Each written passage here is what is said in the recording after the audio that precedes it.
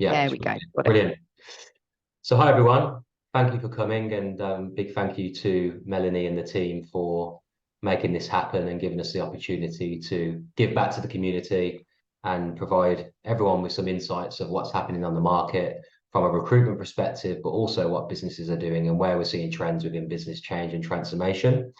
So we are the In Group, as you can see on the screen. I've been with the business for about 5.5 years, and we've definitely evolved a lot. So we're going to go through that in a second. Just a few things that we're going to go over. So what we'll be discussing today is a bit of a hello from the team. So that's myself, Rachel Hayes, and Joshy, who are on the call right now. We'll get the opportunity shortly to do introductions. I'll give a bit of an overview of the In Group, who we are and our brands. We'll all be able to provide you then with a market update, so a better understanding of the landscape, what's actually happening out there at the moment in current times. And then we'll help with some little snippets of strategy and actions for your career advancement within the change and transformation space. Following that, we'll have the opportunity to answer any questions you've got. Hopefully at that point, we'll have about 15 or 20 minutes to go through a Q&A. So if we can try and be as quickly as possible so we can answer as many questions as possible within that session, that'd be great. And then following that, I'll have a screen that will give you access to my email, a little code that you'll need to use in the subject section, so you can send your CV, and I'll talk a bit more about that when we get to that point. So we'll do a few introductions. So my name is Kieren Stevens. As I said, I've been with the In Group now for 5.5 years. I specialise purely in change management appointments across the UK and Europe, all focus on interim engagements. So that's direct contract and consulting engagements across loads of different clients that we work with, anything from multi-billion, multi-geographical organisations to small organisations that are growing super fast due to them being in a fast-growing market and a startup. So that's a bit of an intro on me. I'll pass on to Rachel, who works with Definia. Hi everyone, and glad you could join us today. My name is Rachel Hayes. I'm the Transformation Director for Definia. I've worked for the In Group for just over a year, but my background is over 20 years in projects and programs. The first half of my career was very much on the business side of change, so being a trainer, a product owner, business SME, business project manager, and then I flipped over into the delivery side, managing teams of project managers, BAs, change professionals, and developers as well. But I think my background is I'm very business focused on change outcomes, having had change done to me quite badly sometimes, and the context being missing. It's something I feel really passionate about that organisations need to take more seriously. Thanks, Rachel. Hey, Joshy.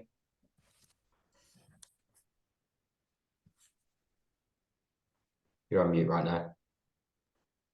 I can handle that. Hello, everyone. My name is Punit Joshi, but just to confuse the hell out of everyone, I'm known as Joshi after my surname. I've been with the business now for 6 years. I actually am Kieren's counterpart. I lead our permanent change and transformation division here, recruiting mid to senior appointments in change management in particular. Again, it's usually cross-functioning, certainly across all industries. So I'm happy to give a bit of a steer about what that looks like to you a little bit later on today. Thanks, Joshy. So I'll jump in now. The In Group, who are we? So we're a multi-branded talent solutions specialist, providing opportunities to our clients to obviously have access to multiple talent solutions, but also opportunities for our community of professionals to be involved with many great things that we do. The core ones that we're going to be focusing on today are Investigo, INEX, and Definia, but with a core focus against Investigo and Definia. So Investigo is our recruitment brand, 20 years plus in the making, really the roots of what we do. INEX is our executive search brand, so C-level, direct reports, and also interim management from a transformation and change perspective. And Definia is our consultancy brand that specializes in delivering consultancy services to our clients. The three other brands are businesses that we've actually acquired over the last years. So Karafi is a talent advisory business. Sigma Labs is a hire, train, deploy business, so software development, cloud, and data. And Biotillant is our recent acquisition, which is a recruitment company that specializes in pharmaceutical-based recruitment.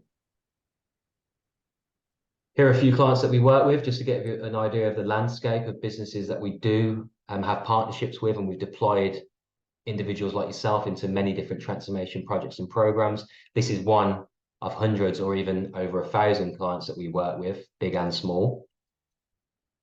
Investigo, I'll let Joshua give you a bit of an introduction to that business. So Investigo is where it all started, to be honest. It's a 20-year-old recruitment organization that's grown exponentially. I've been here 6 years, and it's grown quite a lot internationally since I've been here. What it doesn't say on here is actually we've opened up in Australia as well as the US and in Europe. We're in 4 locations in the US at the moment.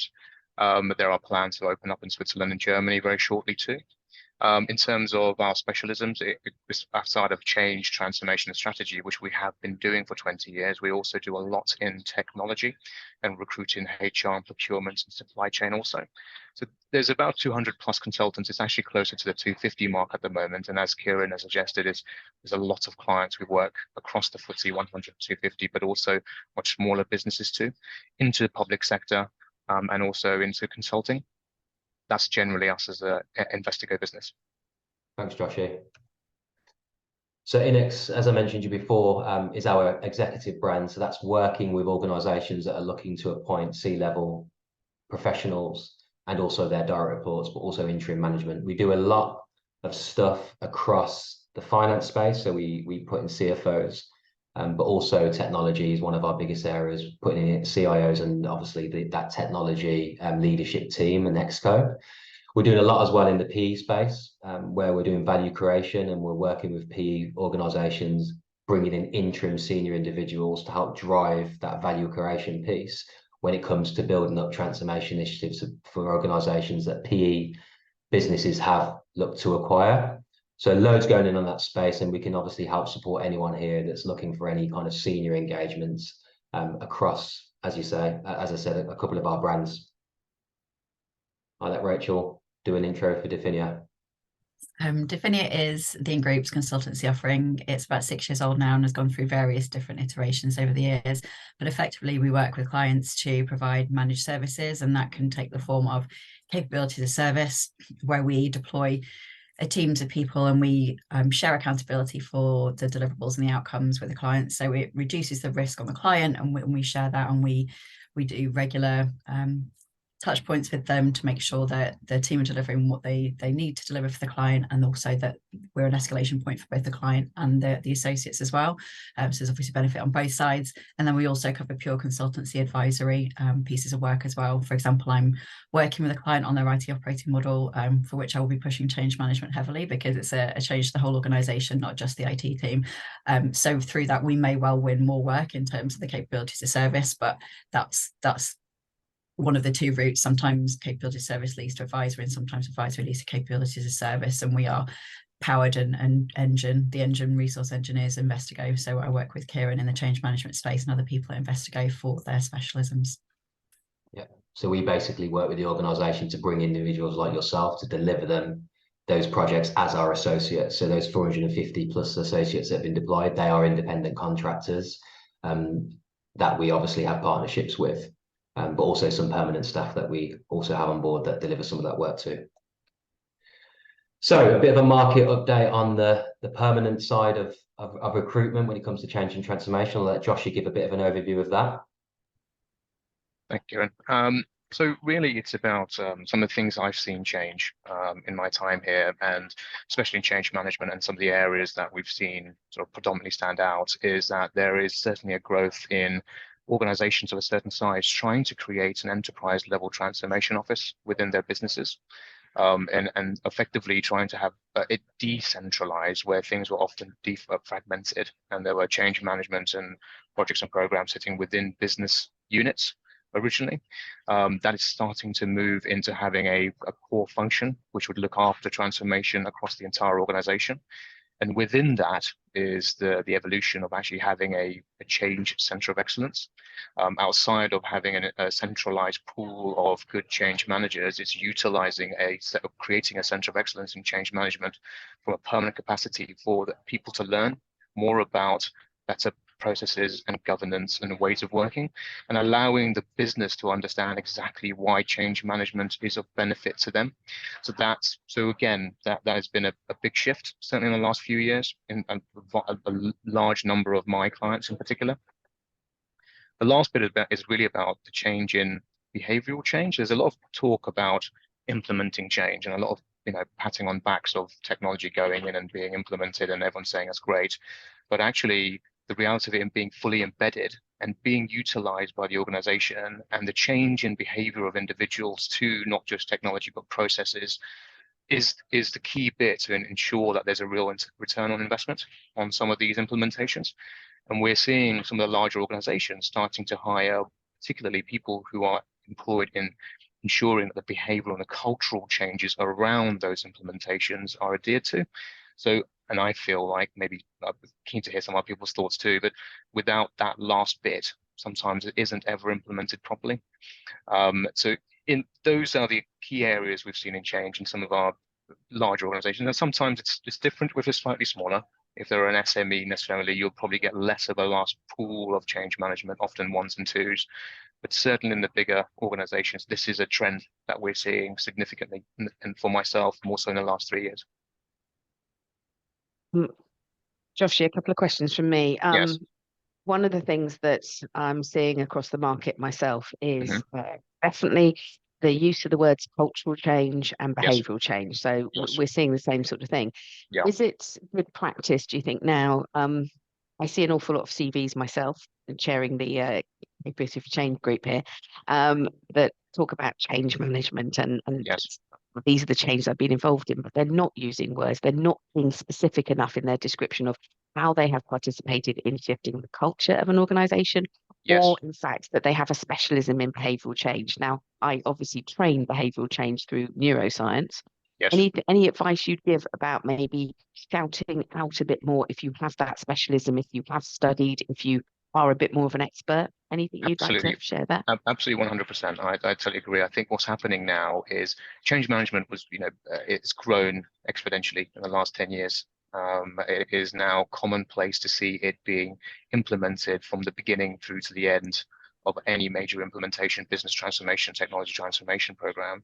What people are seeing now is, rather than just having the experience of embedding some of those things, unless you have that behavioral change in the people or the culture changing within the people there, some of those things aren't really seen as have been happening. So if there's an opportunity for you to, like I said, shout about it in your CV, some of the large organizations, senior leadership are looking for that behavioral capability, not just your core change management toolkit on your CV.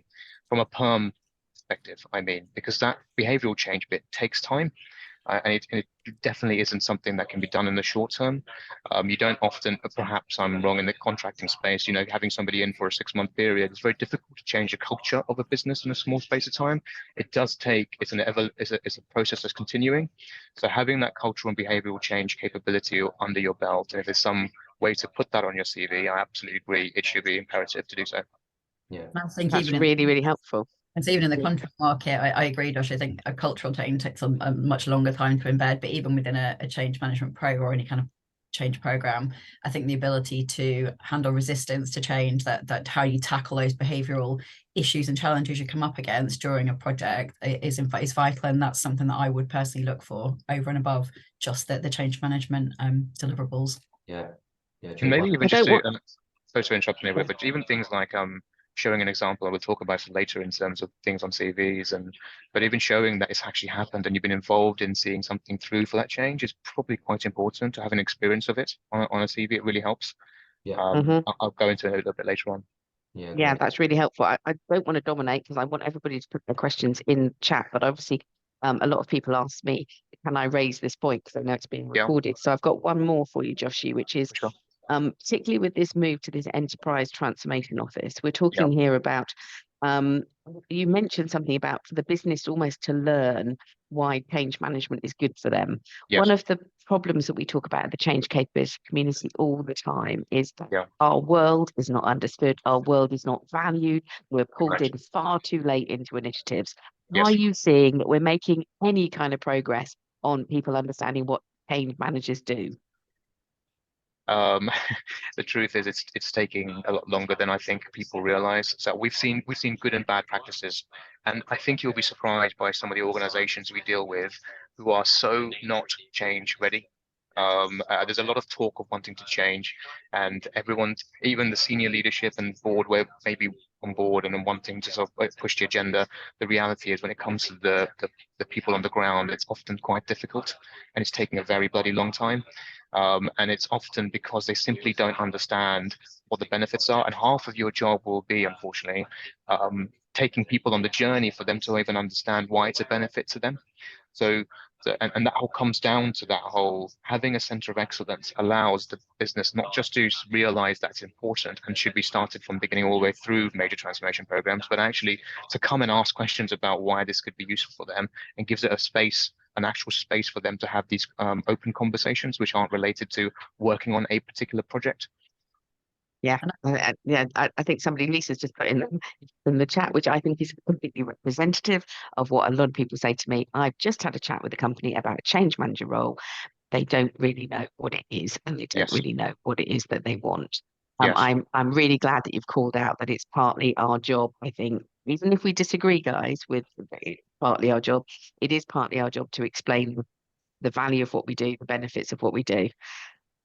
Yeah. And I think it's linked to business analysis as well. I think that's almost part of the same problem. The value of that isn't really understood. And if you haven't got a good idea of your as-is processes and your disease state, including the operating model, you know, you as change managers are going to really struggle to understand the gap analysis and the impact of the change you're delivering. So I kind of see them as going hand in hand, and I'll come on to a bit more in my part. But I was going to say that actually there's more understanding of it, but not to the level that I would hope to see at the moment. Yeah, Lizzie's mentioned in the chat that, you know, everyone says they want change, but in reality, I don't think many people actually want to. It's important to answer the question, what does it mean for me? And Dawn said sometimes it's the senior leaders who are not ready or believe that they know what's needed, when the approach can be quite different. And Lisa's saying, well, we need to make the untangible change tangible so they can see the value. So yeah, guys, for the community, we're going to have April. We're going to be having a look at benefits and how we do that to move from intangible to tangible. So that'll be another good session for all of you. I'll shut up while Joshy carries on with his presentation. I was just going to say the last point there is that there's positives here. The positives are that there has been a real shift in the right direction for change management. Even in my time in recruiting in this space specifically, it's been good news. So it's not all doom and gloom. I can assure you, it's only going in one way. Excellent. One last thing, Josh, before I flick on to the next slide, just like a 30-second 1-minute recap. What, you know, a market update, analysis on hiring. There's a lot of opportunity out there at the moment. Are you finding there's a big flow of jobs coming in, or? Yeah, so a quick one on that. So 2022, quite frankly, it was bonkers. It was the busiest time in my career in recruiting, and that wasn't just myself, but across industry. We saw a decline last year. We saw almost a polar opposite, where things went a lot quieter from the permanent perspective. But the good news is there's been a lot of green shoots. As of December, January, we've seen a rise in the requirement for people looking for the right change management capabilities. And that's at all levels. That's at the people actually just implementing the change themselves physically, or those doing the strategic bits of work around change management and taking a look at the operating models and the organizational designs and changes. So it's at all levels. We've seen a bit of an uplift. Now, it's not quite the 2022 levels, but to be honest, I think that was a bit of a post-COVID bubble. So we probably won't be seeing it to that degree, but there are certainly positive signs in the market at the moment. Thanks, Joshy. Thank you. So following on to kind of my update when it comes to the interim market, as Joshy just rightly mentioned, the perm market has seen a bit of an uplift, and when that happens, you start to see interim opportunity reduce. When people are not getting headcount and not hiring permanent people, they're looking at how they can bring that in from an interim perspective. So we're starting to see that either reduce, or there's just a hold on things really moving forward. So my assessment over this quarter would be there's particular clients that are obviously needing the capability, and their change management capability and transformation capability is very low. So to bring in a high amount of permanent employees who might have 3-month notice periods is going to be quite difficult. So they're still bringing in interims. But we are seeing the market not being as busy as it usually is. But I feel quite confident based on the conversations I'm having that will be different in Q2. So once we start to see the permanent heads being filled, once we start to get a better understanding of budgets, we should be in a better position then to see what the contract market is saying. If we look at the consumer goods market and CPG and FMCG, last year was record highs because of inflation. So those businesses seen massive sales, they've seen their revenue higher than ever. They've realized that this year the inflation is going to be lower. Their revenues are not going to be so high. So they're making, well, it's difficult now for them to put budgets together and say, right, let's kick off with some of these projects and programs. That's also putting a bit of a slow pace on interim hiring. That's what I've found from the clients that I'm working with. When we look at change management and how that's broken down in regards to capability, I am seeing more of a need to bring in specialist resources from a change management perspective that do have a key focus on certain things. So back in the day when I first started recruitment, it was very much somebody wearing multiple hats. So the project manager will be the change manager and all that. And we're obviously starting to see that get a lot better, where there is dedicated change management resource from a permanent and contract perspective. But now what we're seeing, which is even better, is that capability is being broken down. So we do need a solid team of individuals, one that's focused on the change management, maybe a change analyst that's helping support that change lead, and then communications professionals that are very much dedicated to the communications, because we all know that comms piece is so crucial in some transformation programs and businesses where there is a particular culture that you need to be able to understand the narrative and make sure that's embedded into your transformation. We're seeing that businesses are understanding that, especially with our support, by saying that this is what businesses are doing, where we're seeing a better understanding of communications and why that's important as a dedicated capability. Same with training, dedicated capability. And we're also seeing that being broken down into, we need change managers that have worked on big organizational change and understand the impact on the people, understand how that's navigated and how that works, opposed to bringing in a change manager that might have a background in purely system implementations. It is being broken down now into like domains and industry focus. So like Josh, you said, we're seeing more. I was going to say, Kieren, so again, there's something here about being more specific as we describe our experiences and our skills. So we're talking here about, you said about specialist resources, key focus on certain activities that need to be fulfilled. So not hiding our light under a bushel, being very specific about the experiences we've had and the things that we've worked on, so that people can almost see a matching of, oh, they've got experience in this, that would work. Exactly. No, agreed. On the COEs and CMOs, so that's Centre of Excellence and Change Management Offices, we're seeing more of that happening. Where there's sponsorship, of course, we know that's difficult to gain sponsorship when you're looking to build a central function. But where it is happening, we're starting to see external interim resource coming in to help build the frameworks, build the methodologies, and help with that strategic work in the beginning to help build that up. And then hopefully from the back of that, that starts to become a central point as part of the portfolio offering within a business. And then those individuals from an interim perspective are either being deployed to projects as part of that centralized approach, or there's a need for more interim professionals to come in and help with the delivery. Companies are still very immature within change management, but it brings opportunity, of course. I'm having a conversation with a client tomorrow who has had a culture of bad change management, and that really meant that they just struggle to get any change management budget through the door. They've brought in a change capability director now that's really helped with that narrative and really helped get people on board.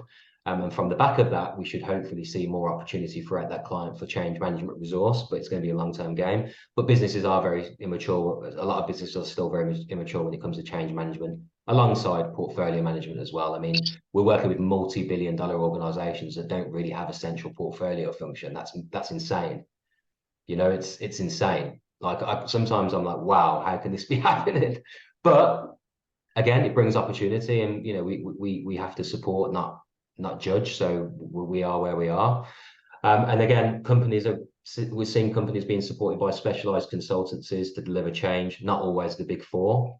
Big Four are sometimes getting a bad rep when it comes to the delivery. They're very good with the strategic work, but when it actually comes to delivering effective and impactful change management, some of them do a great job, and I've seen it happen, but not all the time. So businesses are starting to pivot now and look at specialized consultancies that do specialize in change management and have some credibility across that space. That's a bit of an overview from me. I'll let Rachel kick off with a bit of a Definia update. I'm conscious of time as well, so we'll try to push through. So at least we've got 20 minutes at the end for questions. Handily, you've both covered kind of most of my points, to be honest. We are seeing the market picking up a little bit this year. Clients are increasingly appreciating change management as a whole. Before, even when I first started a year ago, we were hearing requests for communications or training specialists, whereas now I think there's more of an appreciation of change management as a capability as a whole. And I think there's to link into the PMO and the portfolio management elements. I think there is a growing acknowledgement that business projects, particularly tech connected ones, are not just an SAP implementation. It is a business change project with business outcomes.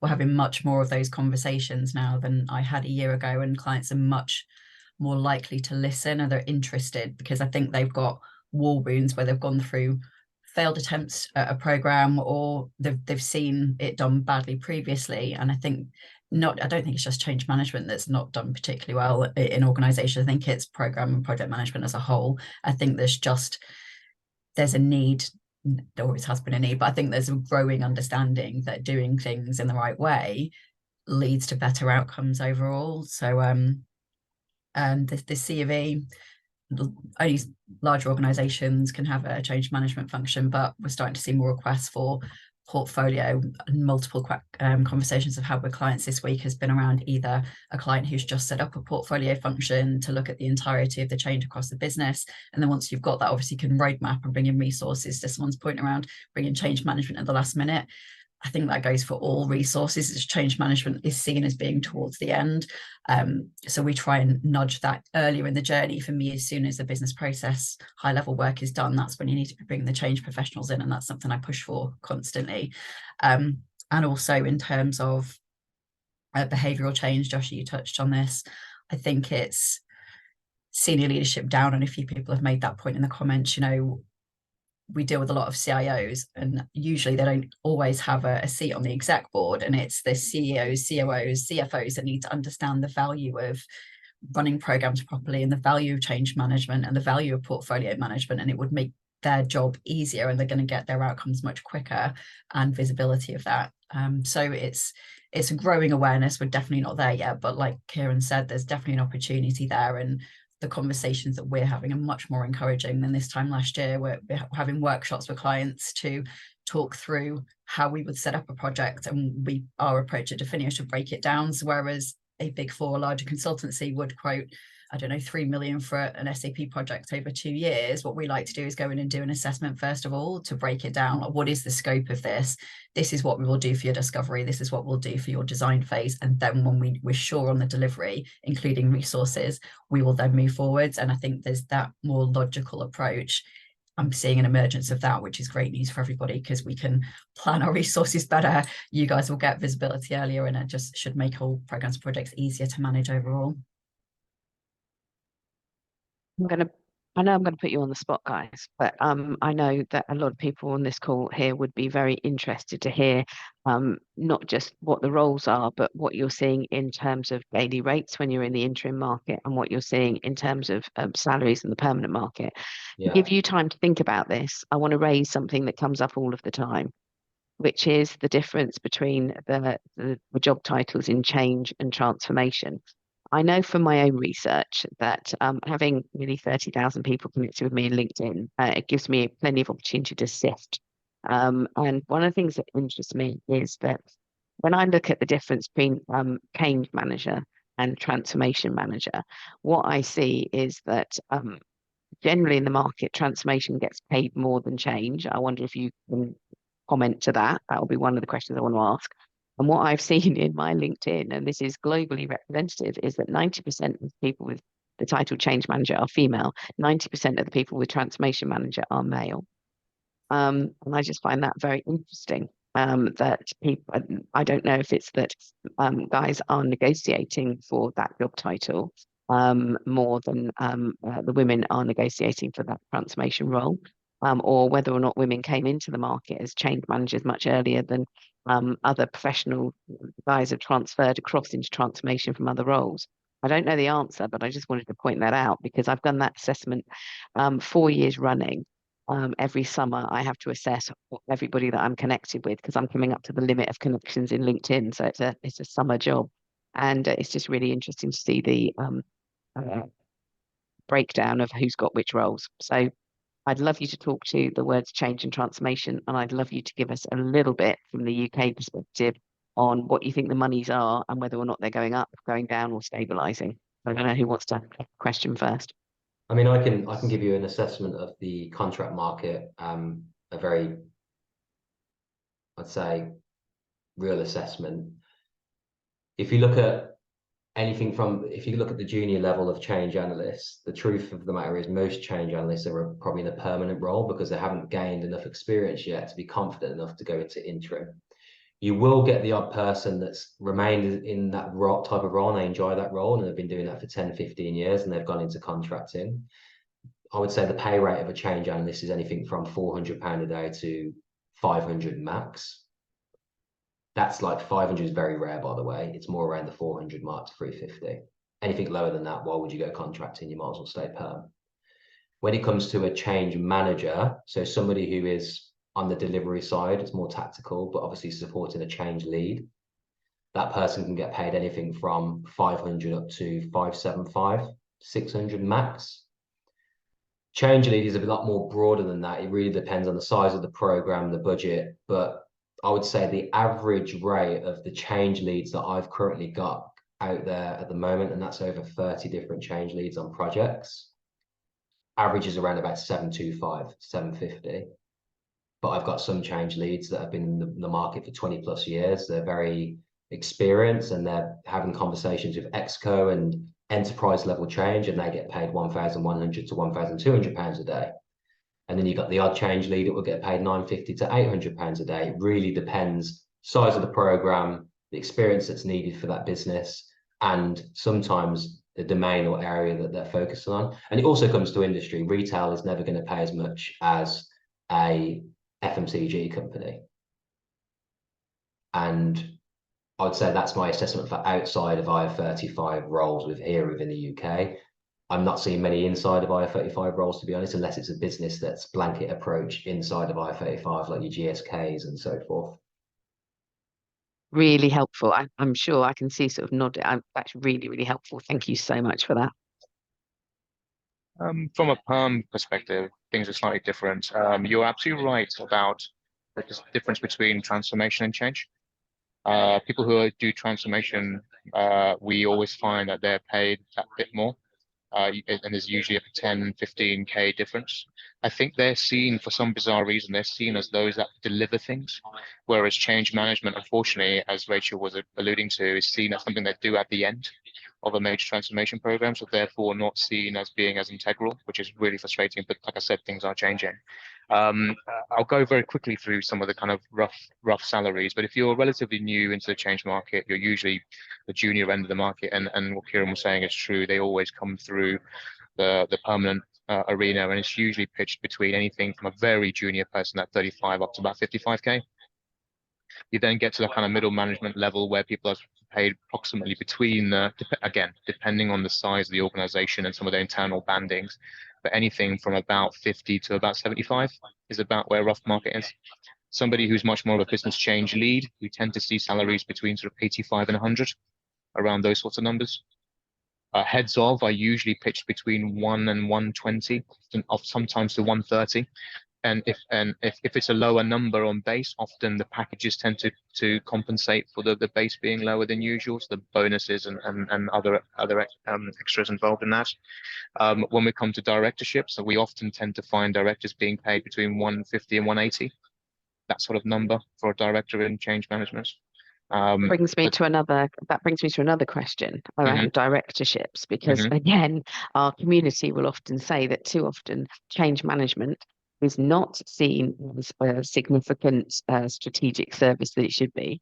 And so actually their reporting lines are sort of blurred, sometimes through Yes. IT, sometimes Yes. through the HR OD function, and therefore Exactly. there Yeah. aren't the directorships.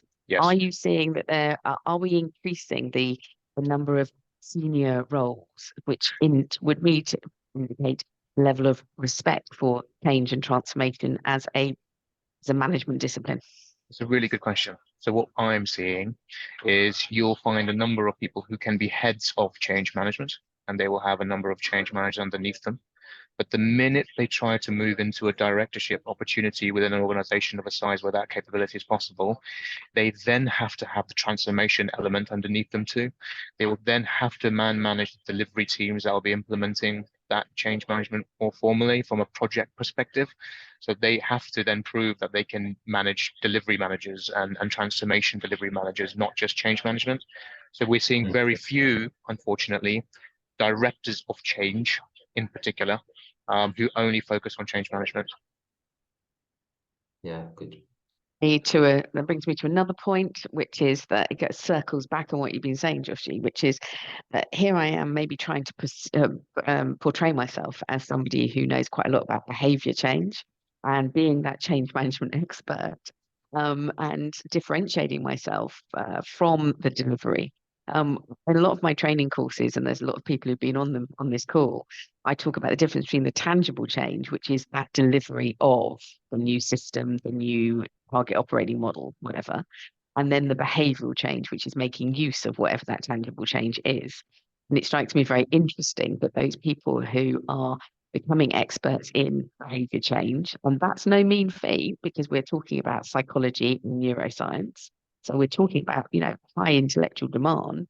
But as soon as they want to move up the career ladder, now there's a problem because suddenly all that stuff about project delivery, which they never saw as part of their role, they're now having to manage.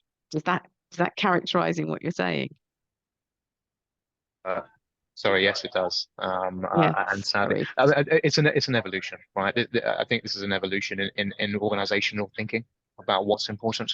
It will take a little bit of time, but like I was saying before, it is genuinely heading in the right direction. There is a more and more organizations that are realizing the benefits of this and perhaps paying a little bit more for that capability. I'm conscious of time. I think we've got what 90 to 18 minutes. So we did have a section that's going to focus on strategies and actions for career advancement, like strategies for crafting Yeah, CV. please get onto that because the questions and there aren't many questions in the chat. There's lots of observations and people are very lively. Okay. But it looks like I'm trying to their questions as we go. So Yeah, please sure. move on.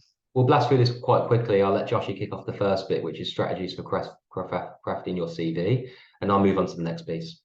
Yeah, so very quickly on this as well. So there is a difference between telling me that you're a change manager and what the responsibilities of a change manager is.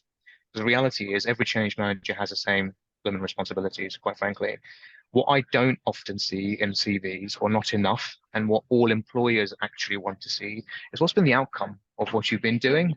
What have you actually achieved in implementing change?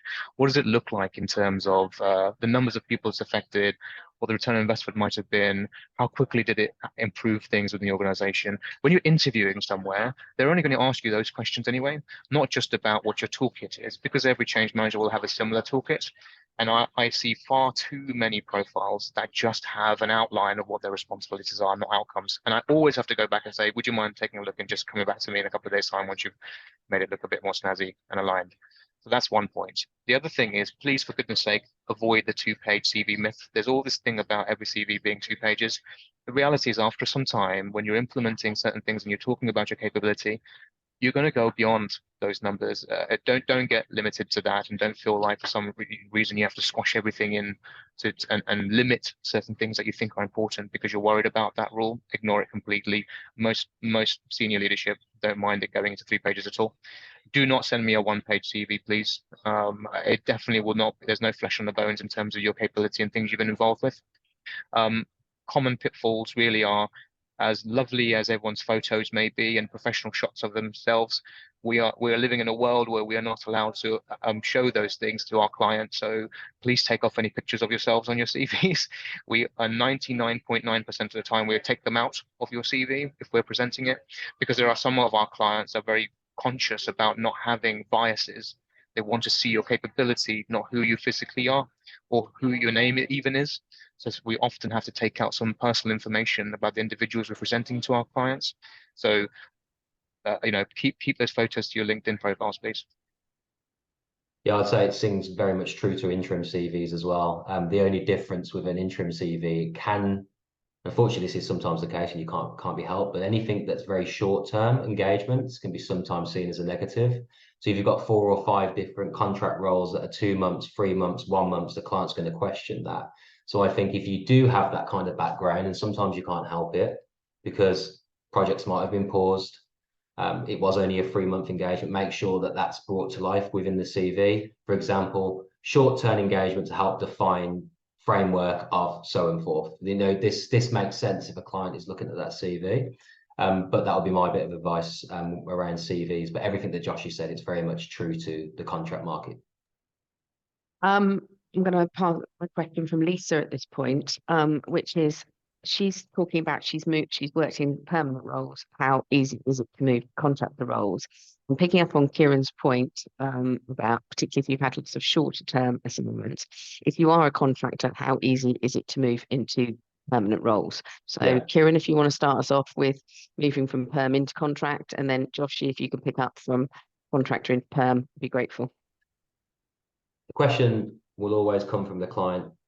If I'm going to take that contract to perm or vice versa, will they want to go back into perm or want to go back into contract after a year of being in that position? So that's the question that we always get. That being said, it's easily it's easily answered once we've got a bit of a background on that individual, understand why that move and why they're doing that. But actually going from perm to contract is very, very simple. If you're a seasoned change management professional and you've got a lot of great things to talk about, and you've obviously highlighted those outcome-driven achievements, and you've got a lot of experience behind you, then a client is not necessarily going to be looking at you as someone difficult to work with, or there's no opportunity for you there. There's definitely going to be an opportunity from an interim perspective. Of course, the more inexperienced you are as an individual, that becomes more difficult, because the reason why that individual is bringing in the contractor is because they're paying a day rate for their experience, instead of obviously going down the permanent route where they're building that internal capability organically. That being said, for junior individuals, I do have projects and programs that do require a change analyst or require a junior change management professional from an interim perspective. So there's opportunities there, but 9 times out of 10, the client wants to bring somebody who has seasoned experience, whether they're from a permanent background or a contract background. I've had a lot of people that have gone from perm to contract. The only thing I would mention is a different way of operating. There's more expectations when you're going into an interim role. So happy to speak to anyone about how you transition from perm to contract and the things that you need to be aware of, especially when it comes to setting up a limited company, if that's the route that you want to go down. Of course, there's umbrella opportunities if you just want to stay payrolled and taxed at source, but essentially there is a different way of more the mechanics of it, but the opportunity of transitioning and a client looking at you as an individual, it doesn't change. Thank you. My way around is unfortunately a little bit more difficult, and sadly, it's not as easy. The truth is, if you've been a career contractor and you want to go to perm, you are going to have to have some compelling story, because 9 times out of 10, your CV will just not be considered. Often happens, unfortunately, it's the pure nervousness about why would this individual stay, something that quite clearly would have a huge financial impact on them. Would they more likely then leave for a contract opportunity if it presented itself in the first 3 months of the probation period, more likely to lose that individual? And unfortunately, people have been burnt in the past. So we find it very difficult to often convince individuals that that is an easy route to get into, Yeah. unless there's something there's a compelling reason for what that is. Now, if you've got a blended experience where you were once permanent, you went contracting, and then you're trying to go back into permanent, often that's a little bit easier. But if you're a career contractor and you're thinking of going permanent, you often will have to talk to a recruitment consultant or specialist that can present your story to the client that you're being represented to. If you just apply through an advert, you're very likely to be rejected. Yeah, agreed. And I think also when there is a market where interim opportunities are not so buoyant, you'll find that those interim professionals are now thinking, God, I haven't worked for 3, 4 months. I'm going to start applying for perm roles. The clients know that the interim market is at a low, and they'll think immediately that the only reason you're applying for a permanent role is because the interim market isn't so buoyant. So again, a good reason to connect with a recruiter to support you in that process. Good stuff. A couple of things from me. If you're going to work with recruiters, I always say try to work with a handful of specialists. Of course, you'll have the odd opportunity that comes in from a recruiter who you've never spoken to before, and of course, act on that. But start building relationships with the recruiters that you know, because that does go a long way, and they'll consider you in the at the forefront, and they'll put you at the top of their list. It just works that way when you've built relationships with individuals. But of course, not everyone is always available, right? I have loads of relationships, but 90% of them are in contract. So I still always need to build my network and speak to new individuals. But I think building those relationships is really important. And partner with associate-led consultancies like Definia or other consultancies out there. They rely on individuals that do come from a seasoned background and provide them with interim opportunities under that consulting model. Keep close to your network, the CIOs or the transformation leaders, or even the project managers that you worked with years and years and years ago. They may have now developed into more of a leadership role and are hiring people, and remember all the great work you did for them in the past. So connect with them to try and have that direct insight to their client or the company they're working for. And maybe there's an opportunity there for you. And also use LinkedIn, connect with people, understand what's happening in the market from people's posts, and just keep on top of some of the job adverts. I'm pretty sure there's always new exciting opportunities on there too, from an interim and a permanent perspective. Right, we've got 8 minutes left. So I'll let Rachel kick off about a few opportunities that come through Definia, and hopefully we've got a couple of minutes at the end. I'll be really quick. Effectively, it's a lot of the same advice as Kieren just gave around the opportunities for contract on interim roles. Obviously, you get the added advantage of being associated with Definia. We have toolkits that we always appreciate feedback on, by the way. We have an associate community, so we bring together lots of different change project management BA professionals, so you've almost got a ready-made network there, and I think we found that quite useful, particularly in Kieren's area where we've had socials, for example, to share stories and advice and tactics on how to tackle certain issues, and we're looking to build that out much more strongly over the next year. And then we've got different engagement models. So we have fixed price, which is obviously a day rate, and then we also have T&M as well, which is almost like a contract rate, but again, we help to take part of that risk for you. So it could even be an interim step between perm and contract, because you've still got the safety net of working with a larger organization, but you've got your benefits of being a contractor. Perfect. And if you want to learn more about that, then feel free to reach out. I'm just going to say a few things, and for our community, and I would welcome comments from Joshi, Kieren, or Rachel if you think that I'm wrong at any point. I'm now speaking as a CEO who looks at CVs when I'm looking at people joining, or I'm recommending people to join various clients on their change initiatives. Few things. I will look in LinkedIn. So what Kieren just said, Kieren, put the slide back what you were saying. The one before that, about your advice about working with a small number of agencies and LinkedIn. I will look at LinkedIn, and I will look and see how active that person is. Have you shared any resources? Have you shared any stories? Are you sort of commenting on things? Are you active? One of the things that is a bee in my bonnet, and not because I run a training company, not because I do training, but I will always look and go, when was the last time you learned anything? Because if you didn't learn anything for the last couple of years, then I'm thinking, oh, are you quite complacent? Are you thinking, oh, I know everything? And that scares the hell out of me in a profession that is so fast moving. Some of you know I'm the chief examiner for the new neuroscience for change course. That didn't exist this time last year. but I get hundreds and hundreds of people attending the webinars for going, we need to know much more about neuroscience. So that's moved on. Behavior change that Joshi was talking about, much more about how do I portray myself as a cultural change expert, behavioral change expert. So for anybody to say they haven't done any training in the last couple of years, I just think, well, I'm sorry, I'm not interested, because you're saying to me you're quite complacent. The change capability community gives you the opportunity to post up articles, resources, and have your say. So that immediately reflects on your profile. So it's really easy to do that. One of the other things I'll pick up on is what Joshi was talking about in terms of the story.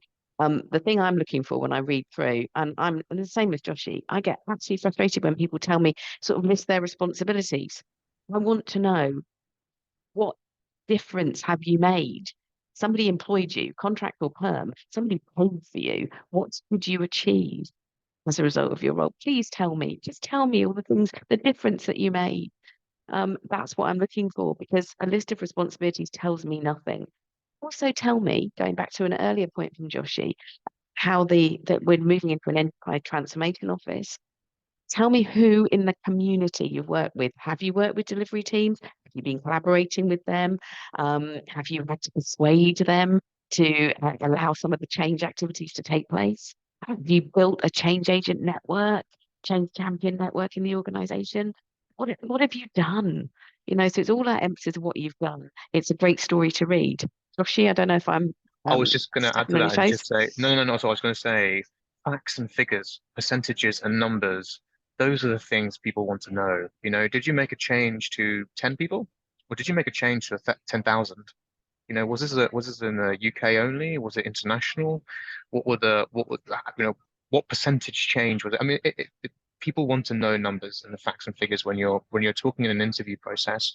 That's often not what they all look for, and a lot of the time that information is not on a CV. Sometimes people are unable to. Maybe it's under NDA or there's certain circumstances around that, but you can still get around those factors. It's just make sure that you don't forget those little bits. Thank you for that. I've shared a couple of sources in the chat there. One is a paper on the value of change management. Another one is talking about experience and skills. But yeah, we are a profession. We want to represent ourselves professionally. So that's what we're aiming for. And David, I've just seen your message about how to get a discount on ProSide training. I might be able to help you out there. So when I pop my email up in a second, please reach out to me. You're a good man. I can get them to 10% and they won't budge. So they need to. Thanks. So thank you very much, everybody. This has been recorded. Kieren's just going to on the recording now. But if you've got any other questions, again, we're a very active community. And I'm sure that Joshi, Rachel, and Kieren, if they've got any opportunities, I'm sure we'll put in the change capability community in LinkedIn. And if anybody wants a reputable recruitment specialist, then these were the guys to talk to today, and these are the guys to keep talking to. Thank you very much. Thanks, Mel. And I just I'm putting up a page there that allows anyone to submit their CV directly to me. If you could please put within the subject CV 140324, it'll allow me to obviously have access to those quite easily. And if you're interested in any perm opportunities, interim or the Definia model, please put that in your email too, along with your CV, and then I can make sure that your CV gets injected to the right person. Thank you. And thank you for your questions, by the way, everybody. Feel free to ask any questions on those emails. Thanks very much, guys. Really appreciate it. Thank you. Thanks a lot. Thanks, Mel. Thanks, team.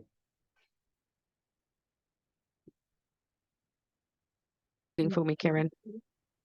So yeah, I just froze then. Thank you very much. Did you say something then, Mel? I froze for a second. Could you end the recording? Yeah, I'm going to do it now. Just 1 second.